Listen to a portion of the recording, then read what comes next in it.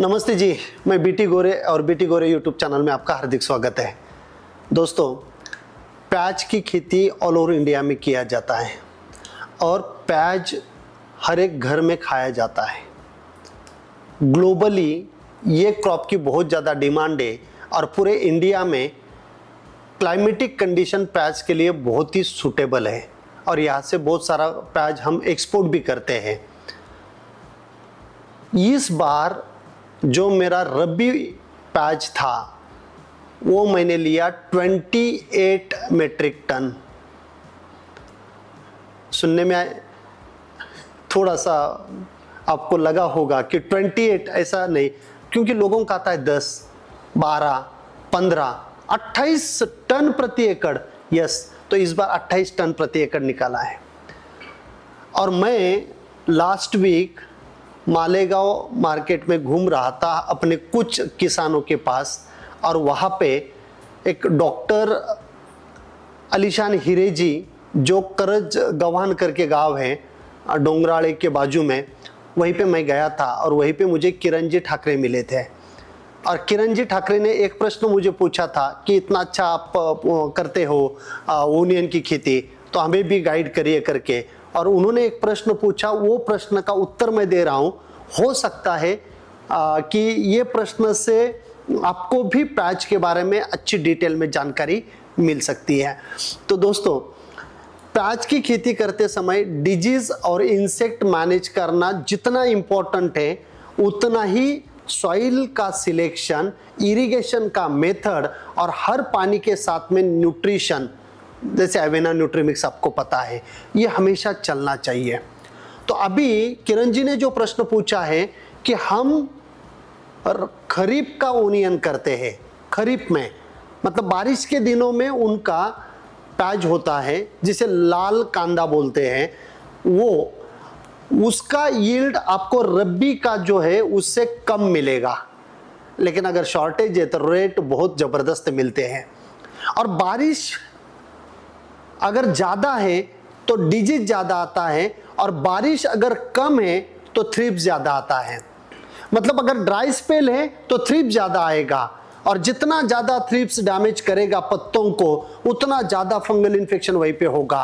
और अगर बहुत ज़्यादा बारिश होती है और वो जो पूरा खेत है उसमें अगर पानी भर जाता है, ये ट्यूबर क्रॉप है, ये मिट्टी में रहता है, पानी नहीं चलता है, इसको मॉइस्चर चाहिए होता है, और ज़्यादा अगर पानी भरा रहेगा तो ये सड़ जाता है। तो किरण जी, आपने जो सवाल मुझे पूछा है कि इसको कैसे मैनेज करें, तो सबसे पहले जो विल्टिंग आती है, वो विल्टिंग कोलोटोट्रिकम नामक एक फंगस है, और उसका इन्फेक्शन जो जहाँ से रूट निकलते हैं ये बल्ब को बिल्कुल बाजू में होता है, और ऊपर जो भी न्यूट्रिशन है वो नहीं जाता, और फिर जो पत्ते हैं ये स्प्रिंग जैसे हो जाते हैं, सीधे खड़े नहीं रहते, स्प्रिंग जैसे होते हैं, कॉइलिंग आती है पत्तों में, और फिर वो विल्टिंग से मर जाता है। ये कब होता है? जब ज़्यादा बारिश होती है, जब पूरा पानी भरा रहता है खेत में, उस टाइम एक तो होगा। सेकेंड, अगर आप उसी खेत में लास्ट ईयर भी ओनियन किया था, उससे पहले साल भी आपने ओनियन किया था, ऐसे प्याज के ऊपर प्याज जब आप करोगे और रेस्ट मिट्टी को अगर नहीं देंगे, समर में उसको अच्छी तपने नहीं देंगे, तो वहीं पे ये डिजीज की समस्या आपको सबसे ज़्यादा आएगी। और कभी कभी तो मैंने ये भी देखा है कि जो बल्ब हम सिलेक्ट करते हैं सीड प्रोडक्शन के लिए, जो प्याज हम लेते हैं सीड प्रोडक्शन के लिए, वो प्याज जब हम लगाते हैं, वो उसके जो पत्ते उसको भी स्प्रिंग होती है, और उसी से ही आपको सीड आएगा, और वो सीड में भी ये डिजीज आ सकता है। ऐसे बहुत सारे रीजन है ये डिजीज आने का। तो मेरी रिक्वेस्ट है, इसके लिए आपके पास केमिकल कंट्रोल बहुत कम है। सिलेक्शन ऑफ सॉइल, जहाँ पे पानी नहीं रुकेगा, लेवल्ड नहीं है, बिल्कुल ढलान वाली मिट्टी आपकी, पूरा पानी निकल जाएगा, ऐसे जगह पे आप प्याज की खेती खरीफ के लिए कर लीजिए। ड्रिप से करिए, बेड पे करिए। इससे क्या होता है कि बेड के ऊपर कभी पानी नहीं आता, और दो बेड के बीच में जो गली है उसी से पानी निकल जाता है। और अगर आपको कोई माइक्रो ऑर्गेनिज्म छोड़ना है, जैसे डॉक्टर ग्रोथ है या फिर आपका लांस प्रो है, या फिर आपका रूट क्योर है, इसमें क्या होते हैं कि माइक्रो ऑर्गेनिजम्स होते हैं, और ये माइक्रो ऑर्गेनिज्म जब आप मिट्टी में डालोगे तो यही बढ़ेंगे, और ये कोलोट्रोट्रिकम है, फ्यूजारियम है, सिरेटोसिस्टिस है, स्क्लेरोसियम है, राइजोक्टोनिया है, ये जो पैथोजन है जो विल्ट लाते हैं किसी भी फसल में, ये ग्रो नहीं होगा।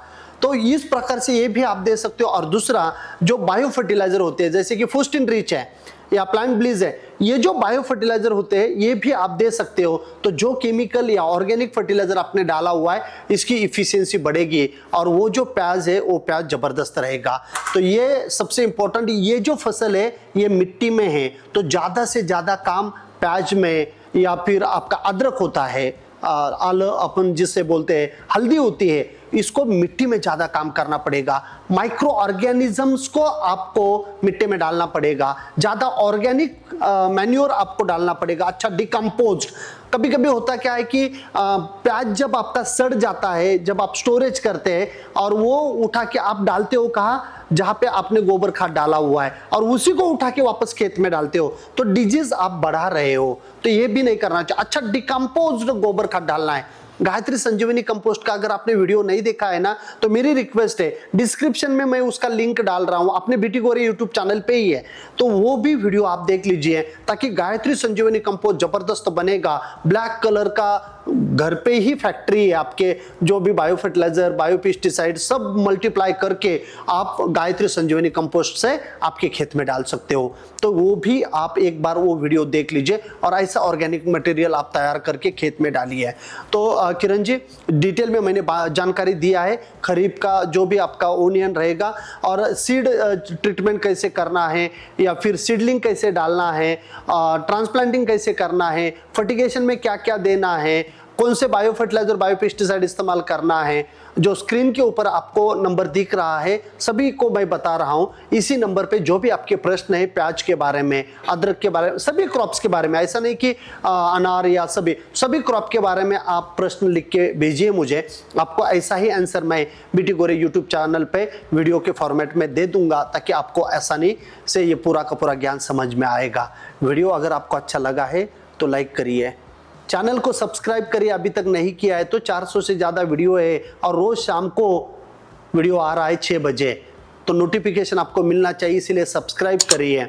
और प्याज के जितने भी आपके रिलेटिव्स होंगे, दोस्त होंगे, उनको शेयर करिए व्हाट्सएप से ये वीडियो का लिंक, ताकि उनको भी ये ज्ञान मिलेगा। और कमेंट में लिखिए आपको वीडियो कैसा लगा है, ताकि मुझे भी पता चलेगा कि आपको कितना फ़ायदा हो रहा है इसी वीडियो के माध्यम से। थैंक यू सो मच, मिलते हैं नेक्स्ट वीडियो में।